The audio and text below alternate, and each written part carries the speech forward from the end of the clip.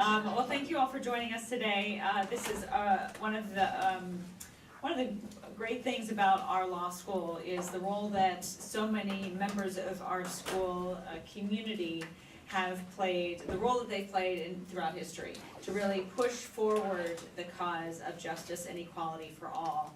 And whether it's our faculty, our former students, like Dean Robb, who I'm about to introduce, or our current students, we all have a responsibility and a commitment to ensuring that the law truly is enabling justice and enabling equality. So today we're here specifically to talk about the commemoration of the Civil Rights Act of 1964.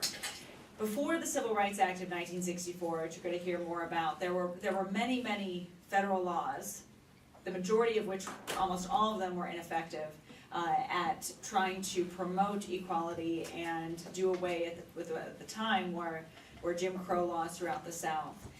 So we're going to talk more substantively about the act now today, but what I really want you to think about also is that the law itself had, in my view, two impacts. One, it provided validation and a clear win on the federal level for the hundreds of thousands of activists throughout the country, particularly in the South at the time, who have been registering voters and involved in various different efforts, from sit-ins to the freedom rides to the bus boycotts, to really strip away at the vestiges of segregation and eliminate segregation.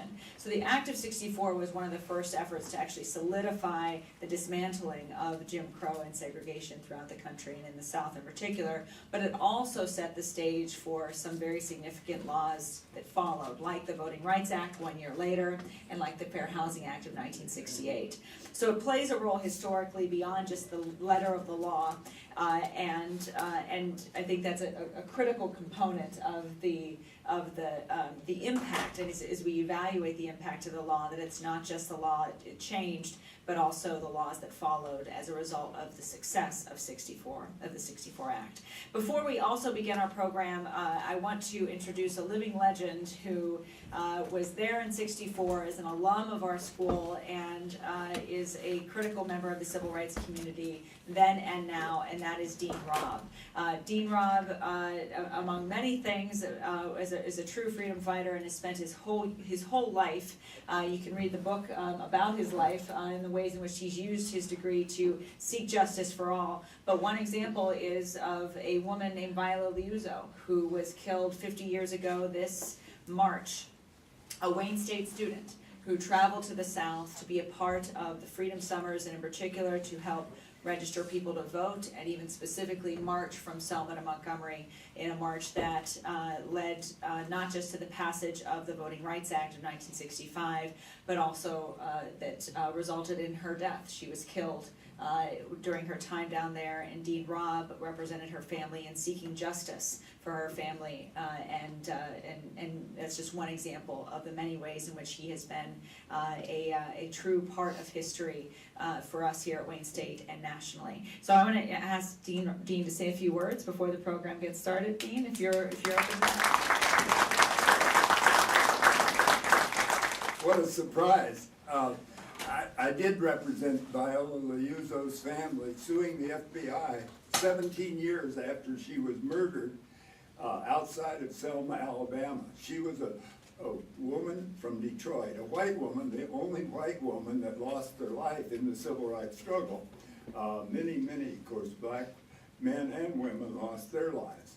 But Viola took her family car and drove to Selma to join the march, the famous Bloody Sunday March that was recreated 2 weeks later by thousands of people that marched over across the Edmund Pettus Bridge on March the 25th, 1965.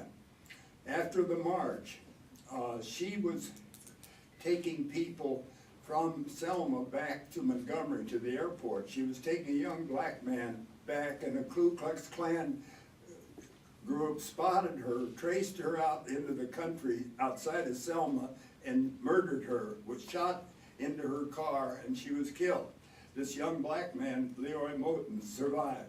We later learned that the probable trigger man was an FBI informant, and that was the basis of our lawsuit in 1983, many years later, to try to rectify. It's a famous case, but we didn't win it. All we did was expose the dirty role of the FBI and some of their dirty tricks during that whole civil rights period. So it's sort of a mixed bag for me to talk about it. You don't like to talk about cases you lost, but we never thought we lost because we did help memorialize Viola as a true martyr of the civil rights movement, and she was. And thank you so much for letting me add a little bit here. I'm honored that this Wayne Law School is a great place to get an education about what's really important, and that's public service. And I'm so honored to be a part of this alumni. And I've been doing it for several years. I'm happy to. Thank you. And we also have the Dean Robb Lecture Series every spring, this spring, in honor of the 50th anniversary of the March from Selma to Montgomery. Morris Dees, the head of and founder of Southern Poverty Law Center, will be here speaking for that lecture in early April. So mark your calendars for that. I'd next like to introduce our moderator today, Professor Sedler, another living legend, another freedom fighter, someone who's dedicated his life and career to ensuring equal justice for all. We have a great panel with us, Professor Hammer, Peter Hammer, the director of our Keith Center for Civil Rights. We have Rachel Myung of the Women's Law Caucus and Cecil Roberson of the Black Law Students Association also joining us. And Professor Sedler, as our moderator, is a distinguished professor here at the law school. He's the organizer of this event. So thank you, Bob, for organizing this and for all the work you've done throughout your career and continue to do to litigate a vast number of civil rights and civil liberty cases here in Michigan and Kentucky and elsewhere, and all you do in the various organizations you're involved in, as well as inspiring the next generation of freedom fighters and advocates for justice here at Wayne Law. So, Bob?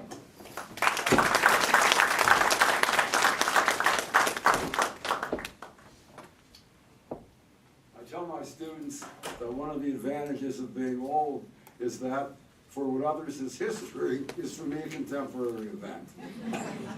And everything these days is 50 years or more. I want you to come back with me to the world for African American people as it existed in 1963. Throughout the nation, there was widespread discrimination in employment, in housing. There was a difference in the North and the South. The southern states, of course, were preventing voting. The southern states had a rigid system of segregation by law, even though this had been declared unconstitutional. In the Brown decision in 1955, it wasn't being dismantled. And there was the private discrimination. African American people could not get served in a restaurant. The sign would be up, "We don't serve colored here."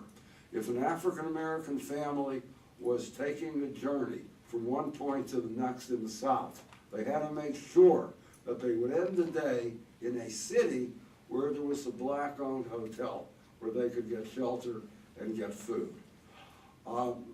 Protests began both against the system of state-imposed segregation and against all the discrimination in public accommodations and in employment. For example, in 1961, there were the Freedom Riders. The buses, interstate buses, were supposed to have been desegregated long before. They weren't. So the Freedom Riders, white and black, got on a bus, went to various southern places. When they got off the bus, they were beaten by hostile crowds. The police would stand by, and then they would arrest the civil rights people for disorderly conduct or the like. There were sit-ins. You know, these were places that were the predecessor of, let's say, Kmart. There would be places where you would shop, and there would be a lunch counter. We don't serve colored at the lunch counter. They can shop in the rest of the store, but they don't eat at the lunch counter. Sit-ins began. where black and white protesters would sit at the luncheon counter waiting to be served. Of course, they would never be served. The owners would call the police, who would arrest them for trespass. In the summer of 1964, 3 civil rights workers in Mississippi trying to do a voter registration drive, 2 white, 1 black, were murdered, as Viola Luso was murdered the next year. You took your life in your hands when you protested the system of segregation. The FBI, as Dean Robb pointed out, wasn't too much concerned with this. They were worried about Martin Luther King being a communist and spied on him. Among the significant events was the March on Washington in 1963, called the March on Washington for Jobs and Freedom. He spoke to approximately 250,000 people in front of the Washington Monument. What was not known by too many is that 2 months before, he gave the same speech in Detroit at a rally at Cobo Hall, attended by 25,000 people. Well, this was the background of the Civil Rights Act of 1964. President John F. Kennedy, in a televised conference in 1963, announced that he would send civil rights legislation to Congress. And it went, and it went, and it went, and it never got anywhere. There were many hearings, but it never passed. Following the assassination of President Kennedy, President Johnson said he would give priority to the civil rights bill that Kennedy introduced. Now, you have to understand the politics of Congress as it existed in 1964. The South was solid Democrat. This was a legacy of the Civil War. I think there were 30 members of the Senate from southern states, all but one was a Republican. And so you had the Democratic Party was a very strange party. You had northern and western liberals and southern reactionaries. They were still called Democrats. At that time, it took 67 votes to end debate in the Senate, not 60 as it is now, 67. But the House bill went through because, again, Johnson was pushing it, the Democrats controlled the House, and basically the Republicans tended to go along with it. One of the amendments in the House was the Fair Employment Bill, adding sex to prohibited discrimination. Now, doesn't this seem strange that Congress was so progressive in 1964 that they would ban discrimination by sex in the workplace? You know, in those days, the help wanted ads were men's jobs, female jobs, women's jobs. Never the twain shall meet. No, that isn't what happened. Representative Howard Smith of Virginia, who was the chair of the Rules Committee, introduced this as a killer amendment. It would make a mockery of the Civil Rights Bill to say that women could do the same job as men could do. But the few women in Congress, led by Representative Martha Griffiths from Michigan, took it seriously and said, this is a good bill, women are discriminated, every way possible, from being relegated to women's jobs to what we would later learn is sexual harassment. All that was now part of the workplace that women faced, so it was a major change that the law prohibited it. And it was not a killer amendment. It didn't kill the bill in the Senate. Now, remember, Johnson had formerly been the majority leader in the Senate. He knew the senators very well, and he was not above using very, very tough tactics to get their votes. From the Republicans, there was opposition to the bill because of the usual thing, we don't want government regulating business. There was a fear that the employment provisions would be enforced by a commission, as they were in Michigan. Michigan has had a good civil rights history. It's the only state that has a civil rights commission built into the Constitution. In the late 19th century, 1887 or thereabouts, Michigan prohibited discrimination in public accommodations. And in 1955, it passed a law prohibiting discrimination in employment.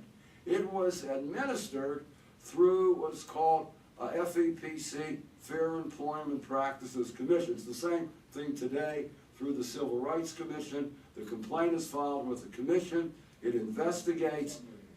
It can issue an enforcement order. That was a big sticking point. So Johnson had to bring the Democrats in. That means overcoming a filibuster, and it took 67 votes to do it then. And Everett Dirksen from Illinois, who was the minority leader, had to bring around enough Republicans who to overcome it. The main compromise was on enforcement. So it's the same way today. It would go to the complaint, would go to the Equal Employment Opportunity Commission. But if they couldn't resolve it, the individual would have to sue himself or herself. The Department of Justice could only bring suit on pattern and practice.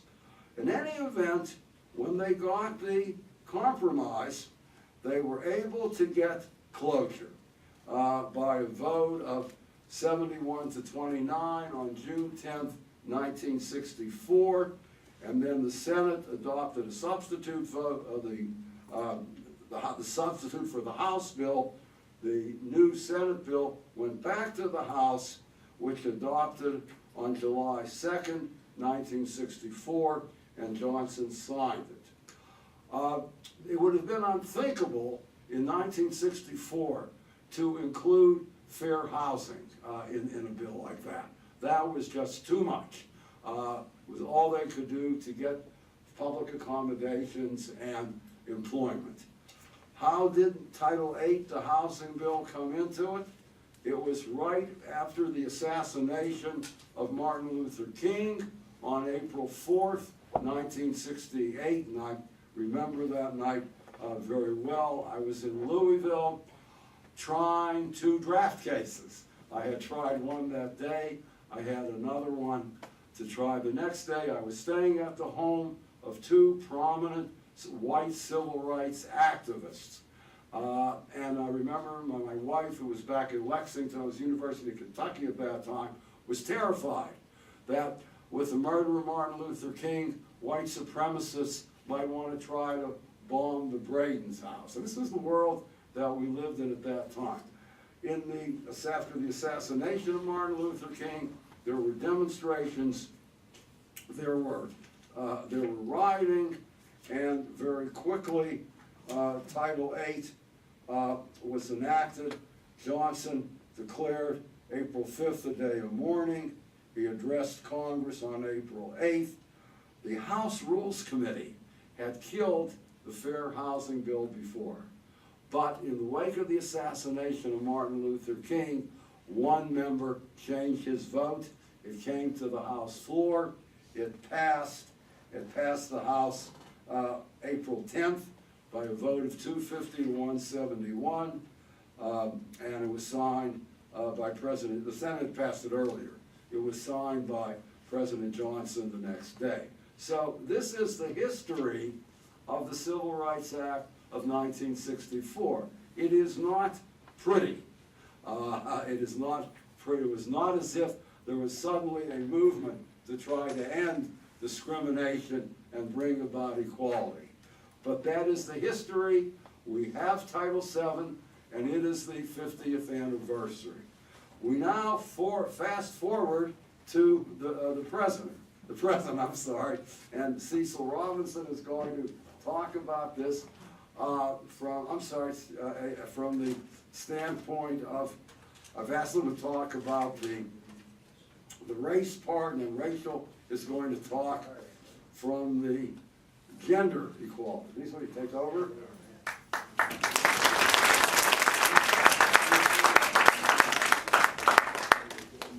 Good morning, everybody. How's everybody?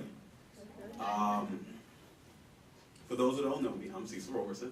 I am the president of Boston Black Law Student Association.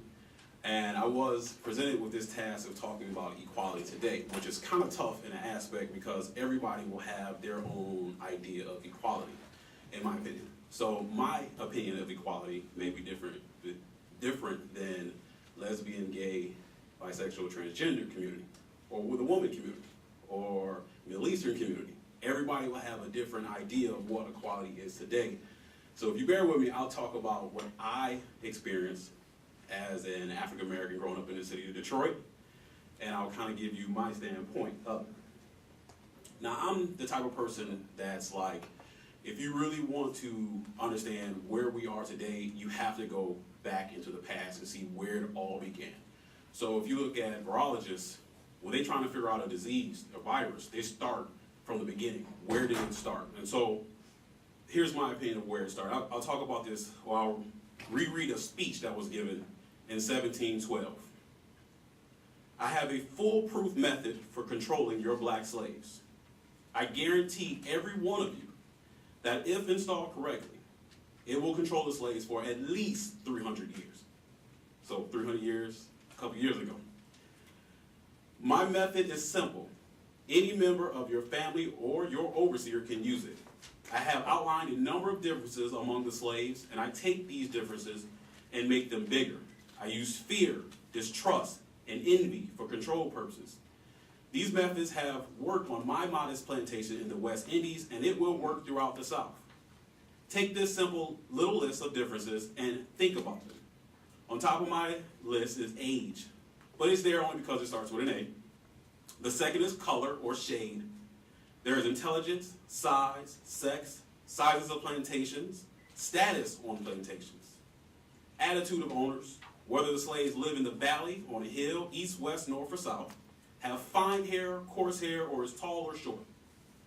Now that you have a list of differences, I shall give you an outline of action. But before that, I shall assure you that distrust is stronger than trust, and envy is stronger than adulation, respect, or admiration. The black slaves, after receiving this indoctrination, shall carry on and will become self-refueling and self-generating for hundreds of years, maybe thousands. Don't forget, you must pitch the old black male versus the young black male. And the young black male against the old black male. You must use the dark-skinned slaves versus the light-skinned slaves, and the light-skinned slaves versus the dark-skinned slaves. You must use the female versus the male, and the male versus the female. You must also have white servants and overseers who distrust all blacks. But it is necessary that your slaves trust and depend on us. They must love, respect, and trust only us. Gentlemen, these kits are your keys to control. Use them. Have your wives and children use them. Never miss an opportunity. If used intensely for 1 year, the slaves themselves will remain perpetually distrustful. Now, this was a speech given by Willie Lynch in 1712. Willie Lynch, the term lynching was founded because of his slave tactics that he used in the West Indies. He was a British slave owner, and his theory was that this system of lynching and controlling slaves will be perpetual and continue to this day. And so the mindset of different generations in terms of whites and blacks could arguably have started from Willie Lynch's way of controlling slaves. And so I looked at it in terms of equality today, in terms of how that aspect of thinking filtered over into education, careers, and prison. And so I took some stats that I found on the web. So I looked at PBS.com. And on PBS.com, it told me that African Americans who graduate from high school are at the same reading level as white 8th grade students. So that means when I graduate from Cass Tech, 1995, I'm 37 years old, when I went to the University of Cincinnati, I was not on par to start a college education, although I had went to high school within the city of Detroit for 4 years and graduated on time. They also talks about how Michigan is the most segregated, or one of the most segregated school systems in the nation. 83% of Michigan blacks are in segregated schools. And I looked on the University of Michigan website. They had this great stat that said many white law students at the University of Michigan Law School report having little to no contact with minority students before attending the University of Michigan Law School. They also stated that students at University of Michigan who are African American and other that graduate with the same GPA of 3.7 will score 9.2 points lower on the LSAT than all other white U of M graduates with the same GPA. And the case that started kind of the breakdown of the affirmative action, which is Grutter versus Bollinger, they talked about how at UCLA, when this all started, they had 10% minorities or African Americans. And then this was in 1996. 3 years later, in 1999, you're only looking at 1.4% African Americans. So if you look at the first start in terms of equality, you can see even very recently that there is a difference in terms of education. And education is key because it has a direct correlation into what? Careers. So I looked on the website demos.org, and it showed me that in the age bracket of 18 to 24, 1 in 3 African American men are unemployed. In the state of Michigan, when you look up on the Equal Employment Opportunity website, there were 1.5 million jobs last year. Out of that, men only accounted for 95,140. You look at the executive level, 25,008. There were only 396 men that had out of those 25,836 jobs. First level, mid-level officials and managers, we looked at 132,843 total jobs last year. Men, 4,197. If there's no jobs, there's no education, where are you going? Prison. All right. Out of the 2.3 million individuals incarcerated in America, 1 million of them are men. It is said that by the 23rd birthday of an African American male, 49% of them will have been arrested. 1 in 6 black men have been incarcerated as of 2001. NAACP.com has said that if this trend continues, 1 in 3 black males were born today can expect to spend time in prison during his lifetime. Very interesting stat that I found: the victims of crime. Homicide is the leading cause of death among African American men ages 15 to 24. Not cancer, not AIDS, not any other disease. And so I guess I'm giving you all this information in terms of the past, where we come from.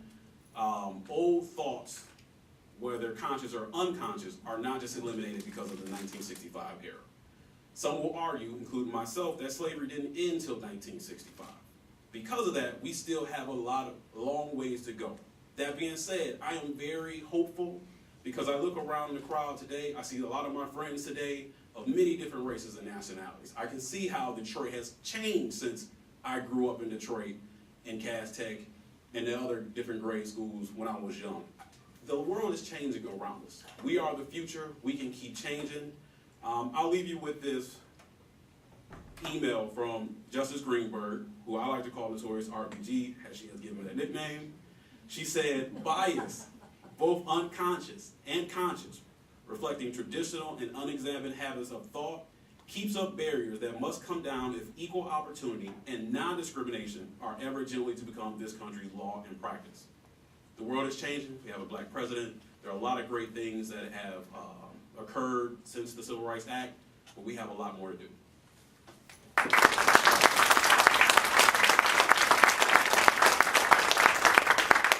Before I let Rachel talk about how things are today, I want to just share something about discrimination against women.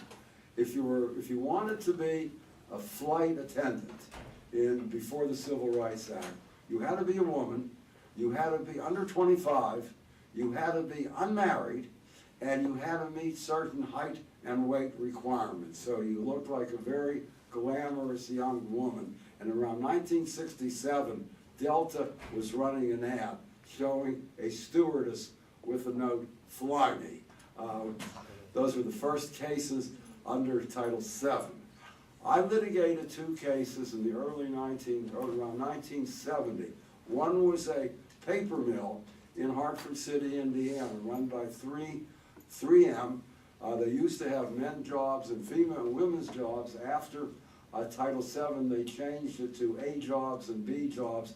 All the A jobs were held by men, all the B jobs by women. The lowest paying A job paid more than the highest paying B job. You know, we won the case. It was blatant discrimination. The other case was no married women in production.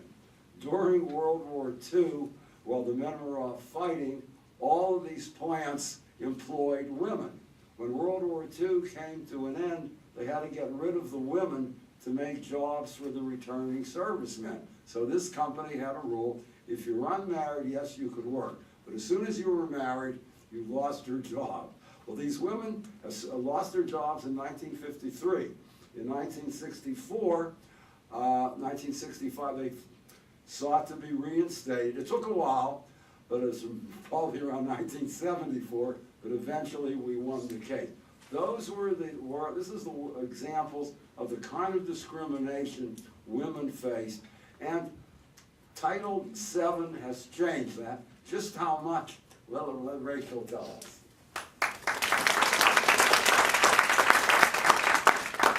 Hi, I'm Rachel Myung, and I'm the Vice President of Student Affairs of the Women's Law Caucus.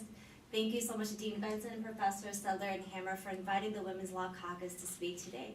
It's truly an honor. Nationally, women make 23 cents less than a man. In Michigan, a woman makes 75 cents for every dollar a man makes.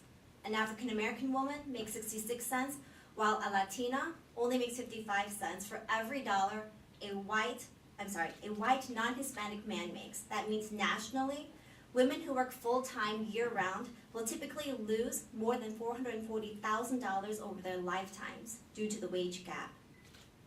But arguably, we've come a long way since 1964, where Representative Howard Smith of Virginia tried to sabotage the legislation by including sex as a protected class. Smith believed that the predominantly male Congress would not support a bill that would give women their first equal job rights with men. Even leading members of the Labor and Women's Committees opposed any law that would undermine legal protections designed to accommodate women's special responsibilities at home. President Kennedy convened the President's Commission on the Status of Women, chaired by Eleanor Roosevelt. The commission supported the general principle that while women have the right to work outside the home and receive equal pay for equal work, women's primary calling remained in the home. This commission feared that prohibiting sex discrimination in employment would have a negative effect on traditional sex and family roles. The anti-suffragists, those against the right to vote for women, had similar arguments about family, that we should protect notions that had governed Anglo-American law for centuries. We see these notions, though, of traditional family roles all the time.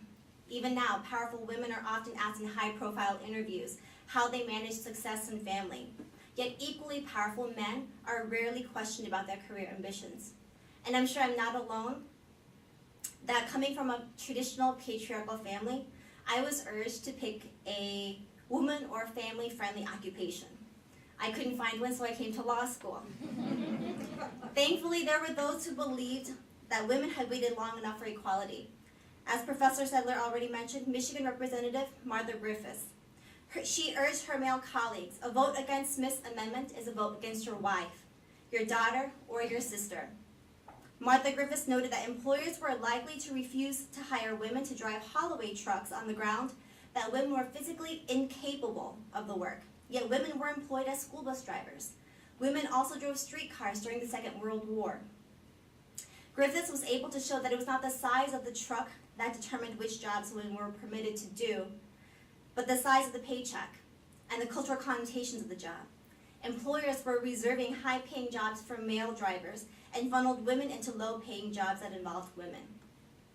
But President Lyndon B. Johnson, he lobbied hard for the bill, and ultimately the amendment passed by a margin of 168 to 133, and Title VII came into effect in 1965.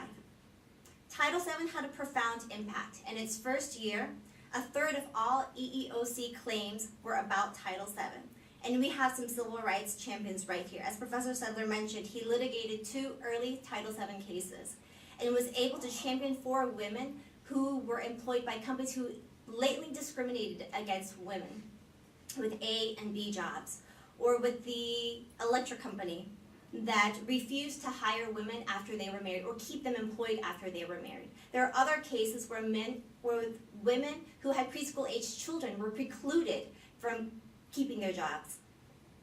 Early Title VII cases rejected sexually abusive conduct in the workplace on the theory that sexual advances were the inevitable result of gender heterogeneous workplace.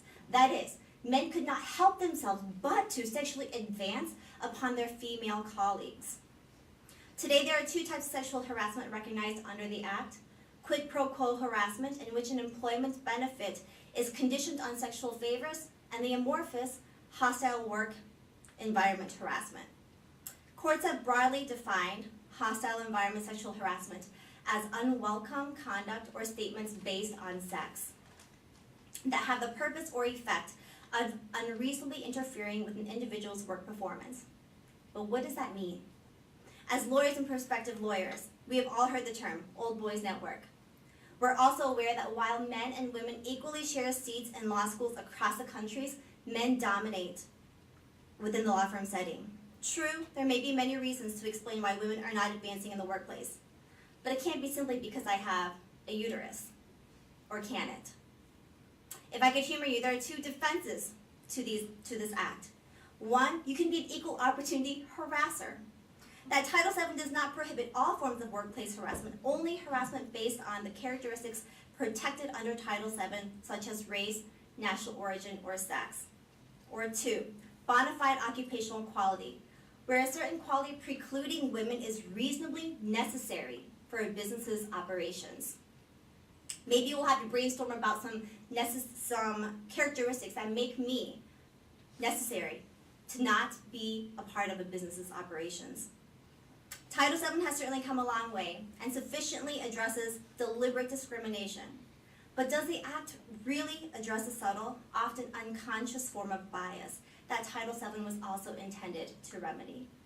If you ask a high-powered, high-level executive, male executive, to think about who he can nominate for his board, who do you think he's going to nominate?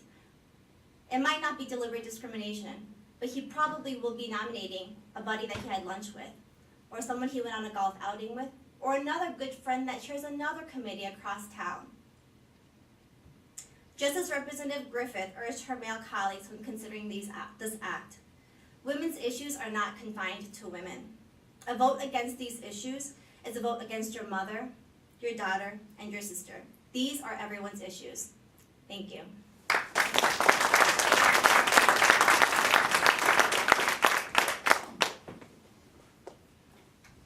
My colleague Peter Hammer is the director of the Key Center. Peter has had a long history of fighting discrimination on his own. He's done an extraordinary job in the time he has been director of the Key Center.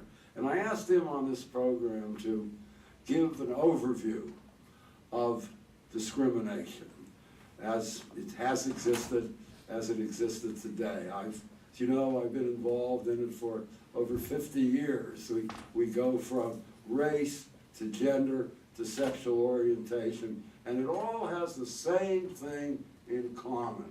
It's we, they. We white people are better than people of color. We men are better than women. Now, we love women dearly in the kitchen and the bedroom and the nursery, but not in the boardroom or the law office. And currently, I'm involved in the legal team that's challenging Michigan's ban on marriage for same-sex persons. And it's, again, the same discrimination. We straight people are better than gay people, so we can marry and they can't. And it all blends in, I'm sorry to say. Peter, will you take it from there? Turned off my power, and I only really need it for one slide, so we'll let this all sort of wind up. I'll begin without that, and then we'll have a chance to hopefully, when I get to that, engage.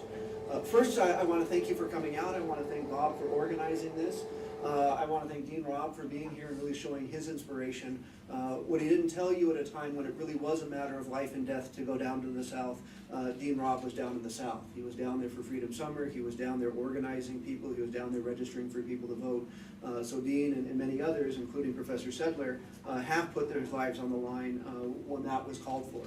I want to not give you a downer, but I want to make sure that we are celebrating the 50th anniversary of the Civil Rights Act, but not in a false sense of heroism, not in a false sense that these battles are over with. And my presentation, in many respects, is there to show you that these things still matter, these are still live issues, and that we need to be thinking about what an effective Civil Rights Act of 2014 or 2015 would look like to deal with the ongoing aspects of discrimination that we face.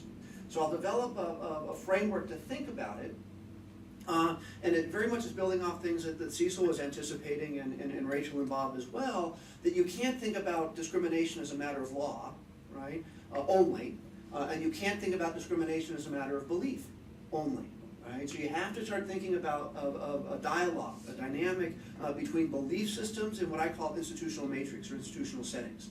And you have to think about the role of beliefs and how beliefs influence institutions. You have to think about the role of institutions and the role that institutions influence belief. And you got to think about their coevolution over time. Right? And belief systems, and in many respects, we want to model white supremacy as a belief system. Right? And any form of belief system has two primary functions. It's supposed to provide meaning, right, for those that hold it, and are supposed to provide order, right? And sort of go through as I'm thinking about either white supremacy, which is clearly a label that's appropriate if we're going back to 1712, or to the institutions of slavery, or to the institution of Jim Crow, or to a concept that I'll introduce here in terms of white privilege as a belief system that clearly in my mind is descriptive of institutions dominantly today. Right, so belief system, then institutions. And institutions are going to reflect the laws, the rules, the norms that organize our society. So I got to pull this out and figure out which button to push. I want to give you an overview of thinking about structural racism. Right? So just as discrimination is complex, equally complex has to be the models and the frameworks in which lawyers of tomorrow are going to understand the dynamics of discrimination. Right? And a lot of this comes from John Powell, who runs the Haas Institute at Berkeley, but is a Detroit native, sort of imported from Detroit if you think about your Chrysler commercials. If I were to say what is discrimination, many of you, if not most of you, and I would say certainly most of American society, would think about intentional discrimination. Right? What is discrimination is when the government intentionally discriminates against a party. If you think about Jim Crow segregation, whites only, black only, clear example of intentional discrimination. Which was important in the 1974 Civil Rights Act, is to apply that in the private setting, right? To extend the protections of discrimination not only to what the state does, state action, but also to what happens in private markets in terms of public accommodations, right? But just like an iceberg, if you're only looking at the tip of the iceberg, you're missing what's happening down below. Right? And so this is drawn intentionally as a triangle or as a pyramid to say if we're only focusing on intentional discrimination, we are not thinking about the entire depth and reality of discrimination. One example, go to the lower corner where we talk about implicit bias. Right? And again, Cecil is raising this issue. Can't see it. We're not seeing You're it. not seeing it. What the heck? All right. It's on HDMI. So who wants to fix it for me? We got a bunch of smart people here. Right? So, all right. That's not it. All right. This is why we bring in the big guns here, to be making sure that we can get this over. All right. So, all right, now we see it. Intentional discrimination on top. Thank you, Dean Hall. Now move down to implicit bias, right? So the brain is complicated, and one of the treatments you're getting about cognitive psychology and cognitive science is that we're very complicated in how we create categories, how we make associations. That happens at an individual level, how our individual brain works, but also how we're bombarded by media messages, right? By what we're observing others do. And so a lot of discrimination happens in the form of the creation of implicit bias, right? And that is true across racial lines. If you were to go and take the Harvard implicit bias test, so just Google that, go to the website and take it, you'll be shocked, right? Hopefully you'll be shocked about the ways in which we all, and I underline all, harbor implicit bias, right? And that means, especially as it gets reinforced, we have it already, right? It gets reinforced by the media. What are the implications of that? Right? One implication is that if I have a legal standard that focuses only on intentional discrimination, I already start to see the weaknesses of that. What does it mean I intend to do something when something is a byproduct of my implicit bias? Right? So the whole notion of intent, as we sort of reify it as a matter of law, is a really contestable and unstable notion once we start to have a better understanding about racial discrimination. Right? The implication, I love how John says this, it doesn't mean that you're a racist. When you realize that, when you find out that you are a product of society and then we all internalize that, it doesn't mean you're a racist, it means you're a human being. Right? And significantly, African Americans have implicit bias. Against whom? African Americans. Right? Because they're part of this whole society that is reinforcing those stereotypes, statistically less, right, but present. Right? You can take it over to gender lines, where women have implicit bias against women. Right? And what that means is that we are all on a lifelong journey to try to be cleansing ourselves. We've got to be aware of what the patterns are, and once we're aware, we have to adopt conscious strategies internally to be cleansing our own system of perceptions, right, in order for us to better observe what's happening in society. So far more complicated once you understand implicit bias. I would go down to this corner, right, structural racism. And I would charge you, especially the students in this room, with the challenge of thinking that fighting structural racism is the civil rights challenge of our generation, right? And what's the punchline? What course do you take that?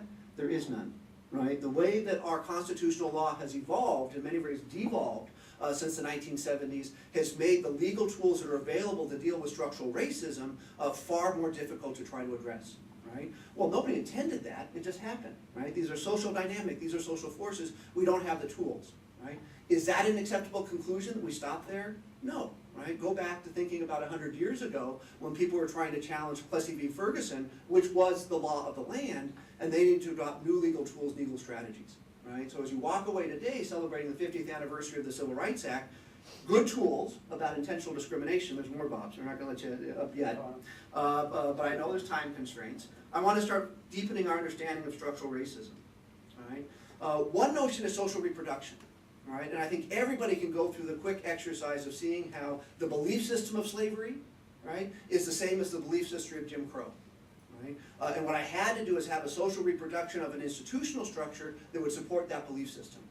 Right? So one is the institution of chattel slavery. Right? I ended the Civil War, I abolished slavery, I didn't change the belief systems of the country, and therefore what I have is a social reproduction of institutions that encompass Jim Crow. I consciously keep that question mark. Well, what's the new Jim Crow? What's the new manifestations of belief systems of white supremacy, now we think about white privilege, that have an institutional dynamic? This is what is called an opportunity map. An opportunity map looks at things that establishes networks of opportunity that create opportunity for some and deny opportunities for others. Right? So what is opportunity? Quality of housing, quality of health care, quality of employment, quality of transportation, quality of life.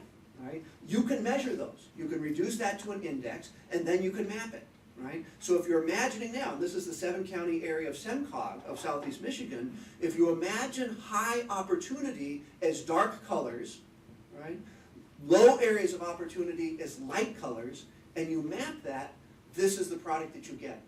Right? And what you can see, if you were up in the space station, right? If you were up taking aerial photography, you can see the outlines of Pontiac, right? In the middle of a high opportunity area, defining the geopolitical boundaries, right? And I hope everybody can now interpolate where Detroit is. Right? The geopolitical boundaries of Detroit are represented in this area of low opportunity. Right? And that is the definition of structural racism. Right? Networks that create opportunity for some deny opportunities for others. If you then overlay the presence of the African American population over Southeast Michigan, you see an incredible correlation between areas of low opportunity, I think of them as opportunity deserts, and areas of the lack of opportunity, right, in the presence of African American populations. That is a geographic map of structural racism, right? That is the geographic extension then, if we're following our lineage, from slavery to Jim Crow to what John Powell calls spatial racism, right? And we in Southeast Michigan are on the front lines, ground zero of spatial racism, right? That should outrage you. Right? And yet we live in our bubbles of implicit bias, right? The sort of narrative stories that we tell ourselves that let us deny that. We have to get out of that, right? We have to come to an awareness of what the challenges of the civil rights movement are today and how we're going to be addressing those, right? That is a legal issue, that is a political issue, that is a social issue, and we need to envision ourselves, for our generation, what is the civil rights movement that we will participate in that will challenge the spatial racism, right? And again, we have to challenge belief systems, which is complicated the more we understand about implicit bias. We then have to imagine new institutional space, new rules, new norms, new laws that would then seek to create opportunity for all, right? So that's my quick overview, trying to stay within your time limits, of where we are today and where the challenges are. And I'd be happy to tell you that the best place to study that here is Wayne State, right? And the best center to study that is a center named after Damon J. Keith, federal judge who was 92 years young, right? And still fighting for justice.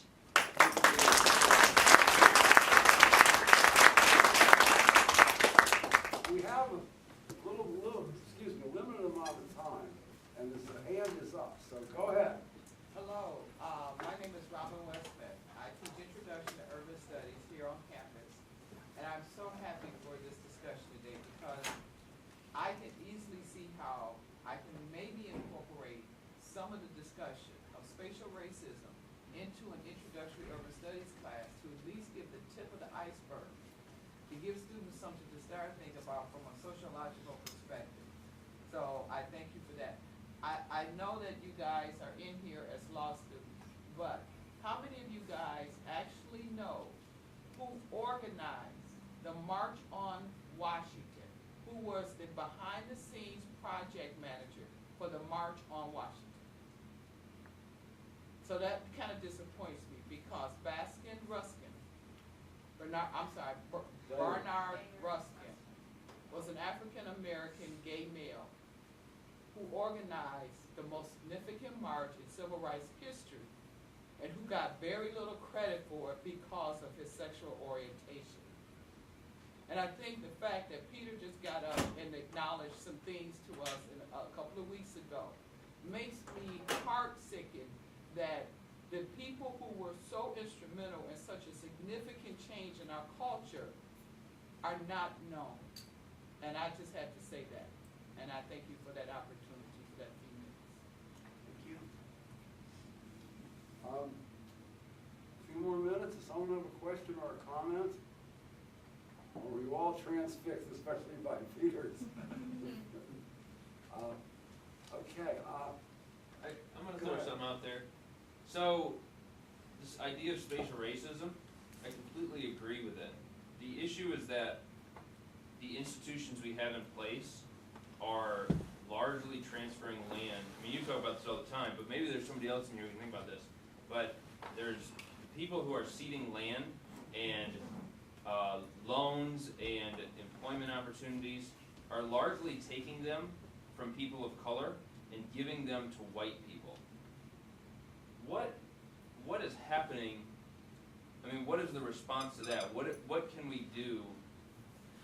You know, besides, I mean, the institutions, right, that are in place are literally taking this land from poor people and giving it to rich people, and we don't have opportunities for businesses owned by people of color or women to make more opportunities.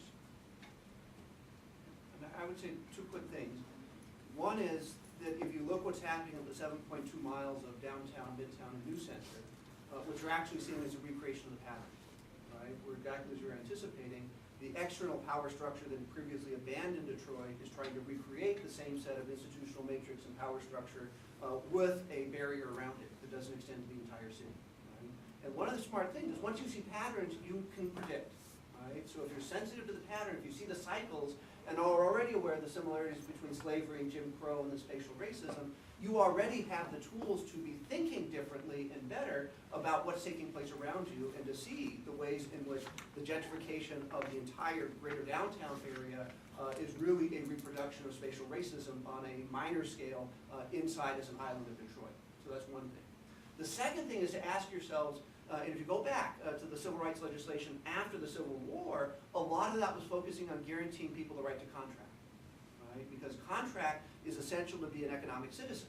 And it's not enough to have a right to vote. Voting is important. You have to be a political citizen, but you have to be an economic citizen. And what's important today, if you were to write that in the same way, it would be access to fair credit. Right? So one sort of contemporary analog to sort of get people to think about would be the role in which the access to credit or denial of credit becomes part of the structuralized racialization that perpetuates the pattern of spatial racism. Right? So again, once you have a different set of tools and can understand how things work, you already have a whole different set of ways of understanding what's happening around you, as well as a very educated set of intuitions about what is the type of legal and policy reforms that are necessary to break those patterns. Is there another? Yes, go ahead. Yeah, I worked in Detroit prisons for a long time, for about 3 years, and I just want to share that some of the things that I heard from students, mostly the population that changed my life were the juvenile lifers. And so what we did is about 20 years after they'd already served a prison sentence, they're about 38 years old and sometimes younger. And they always said the same thing every single time we finished a class, which is, I wish I had one person in my life that gave me this opportunity, that handed me a book and said, talk to me in a week after you read it because you're going to be responsible for it. And they said those sort of things would have changed their decisions, would have changed the opportunities they decided to take up, which is selling drugs on the street that led to maybe other crimes. And so I don't really know, I kind of abandoned that project because it was like, we're not getting money from the government to educate the population that is coming out of prison, and about 86% of them will come out of prison eventually. And we're not doing anything to rehabilitate them when they are in prison, so I just felt very discouraged, and I don't know where to go with this energy that I had to help a population in need. Two quick things. One is a reference book. If you haven't read Michelle Alexander's book, The New Jim Crow, that gives a very different perspective that's complementary, very different from what I said, but very complementary to thinking about mass incarceration as a mechanism of control that is highly racialized. People should read that. Right? So The New Jim Crow by Michelle Alexander. The second, this is an issue I've been trying to push, is that you have to look at mass incarceration and trying to solve the problems of mass incarceration as an economic development issue. Right? So as you're trying to define what are the economic development issues facing Detroit, if that is not number one, number two, or number three, right, you're not understanding the problem correctly. Right? And now look at the speeches of the mayor and the city councilman and tell me who's not understanding the problem correctly. Right? We separate that out, whereas we have to see that as central to the solution of the problems that we're talking today, and particularly how do you get development into the neighborhoods, and how do you create opportunity for people, and underline the word opportunity. If we're not creating opportunity networks, we're not doing our job as civil rights advocates and civil rights lawyers. I think it's a good time. Thank you, Peter. Thank you.